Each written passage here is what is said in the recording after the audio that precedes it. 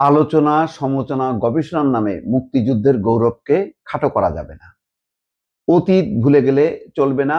অতীত নিয়ে বেশি চর্চায় ভবিষ্যৎ বাধাগ্রস্ত হচ্ছে। বিএনপির আলোচনা সভায় তারেক রহমান বলছে, অতীত ভোলা যাবে না, কিন্তু অতীত নিয়ে বেশি চর্চায় ভবিষ্যৎ বাধাগ্রস্ত হচ্ছে। চিন্তা করতে পারছেন কথার গভীরতা? আবার আলোচনা, সমালোচনা, গবেষণার নামে মুক্তিযুদ্ধের গৌরবকে খাটো করা যাবে না, এই ধরনের বক্তব্য বাংলাদেশে আমি অন্তত এইটুকু বলতে পারি, প্রধানমন্ত্রী তো শুধু প্রধানমন্ত্রী না, তিনি তো দলের প্রধান থাকেন। বাংলাদেশও তাই, তারেক রহমানও তাই। এখন দলের তিনি প্রধান। হিসাব করেন তো, গত 15টা বছরে বাংলাদেশের প্রধান কে ছিল? শেখ হাসিনা প্রধানমন্ত্রী ছিল, দলের প্রধানও ছিল। এই আলোচনা করতে আসলে 1-2 লাইন পরেই যে শুরু করে দিত যে বিএনপির বদনাম, জিয়াউর রহমান কত পরিমাণ রাজাকার ছিল, তার পরিবার খারাপ, সব খারাপ, জামাত শিবির একেবারে দেশ ধ্বংস করে ফেলছে, জঙ্গি। সমালোচনা কাহাকে বলে, কয় প্রকার, মাই গড। পুরো বক্তৃতা জুড়ে থাকতো সেই গিবত। আজকে দেখেন তো, এখন পর্যন্ত বাংলাদেশের স্বাধীনতা মুক্তিযুদ্ধের অন্যতম অনিবার্য চরিত্র জিয়াউর রহমান। স্বাভাবিকভাবে তার দলের প্রতিষ্ঠাতা, তার নিজের পিতা, এটা তো স্মরণ করবে, কিন্তু কাউকে তো একটাও তো দেখলাম না যে শেখ হাসিনাকে তুলোধনা করতে, বা এখন যে তার বিরোধী জামাতকে তুলোধনা করতে। না, সেই নির্বাচন থেকে যে ধারাবাহিকতাটা দেখেন, এখনো একই রকম ভাবে আছে। এই জন্যই বলছি যে বাংলাদেশে আওয়ামী লীগকে যদি আবার রাজনীতি করতে হয়, তাকেও চেঞ্জ হইতে হবে। বিএনপি যেমন চেঞ্জ হয়েছে, এই বিএনপি কিন্তু আগে করতো, আওয়ামী লীগ আর বিএনপি পাল্টাপাল্টি এই কাজই করতো, যেটা 15 বছর ধরে শেখ হাসিনা করছে, সেই কাজটা কিন্তু বিএনপিও করতো। বক্তৃতা দিতে আসলেই ওই আওয়ামী লীগ, আর এরা বক্তৃতা দিতে আসলেই হচ্ছে বিএনপি। আজকে পুরো ধারাটা, রাজনীতির ধারাটা কিন্তু চেঞ্জ হয়ে গেছে, এবং সবসময় তাই হয়। যে মূল লিডারশিপে থাকে, যে প্রধান ব্যক্তি, তার উপর নির্ভর করে বাংলাদেশের রাজনীতিটা কেমন হবে, তার দলটা কেমন হবে, তার দলের আউটলুকটা কেমন হবে, ভবিষ্যৎ কিভাবে চলবে।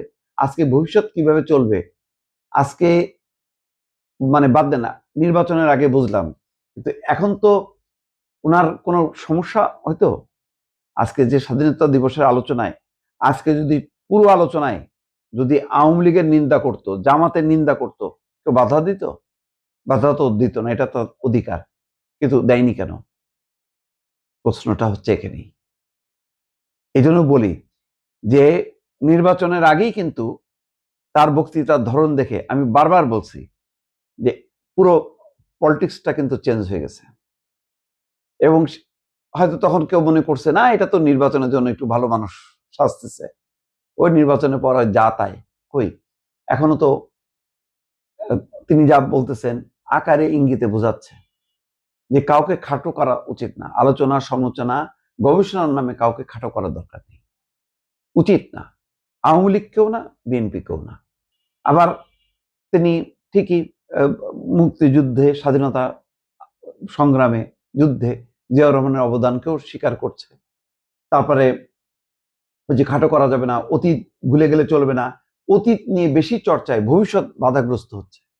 তার মানে আপনি অতীত নিয়ে যত বেশি এই ধরনের গালাগালি করবেন, গালবন্ধ করবেন, ভবিষ্যৎটা মানে এগোনোর ক্ষেত্রে সেই পথটা বাধাগ্রস্ত হবে। এই ধরনের বক্তব্য যদি বাকি সকল রাজনৈতিক দল, নেতারা যদি মানে এই চর্চাটা না করে, তাহলে সত্যি আসলে পরিবর্তন হবে না। শেখ হাসিনা বাংলাদেশে যে হিংসার রাজনীতি, পরনিন্দা, পরচর্চার যে রাজনীতি, এবং ভয়ঙ্কর সব, আমি আর এগুলো আর উচ্চারণও করতে চাই না। প্রতিপক্ষের এক একজন নেতাকে ধরে যেভাবে তিনি নাস্তানাবুদ করতেন, যেভাবে চরিত্র হনন করতেন, যেভাবে হিংসা ছড়াতেন, বিদ্বেষ ছড়াতেন, সেই রাজনীতি অব্যাহত রাখবে কিনা এখন আওয়ামী লীগ নিজেরা বসে সিদ্ধান্ত নিক। অন্তত তারেক রহমানের এই বক্তৃতা দিল্লিতে বসে শেখ হাসিনা নিজে বসে বসে সিদ্ধান্ত নিক যে আমি কি বক্তৃতা দিতাম, আর তারেক রহমান তার পুত্রের সমতুল্যই তো তিনি, তাই না? তার মাপের কে?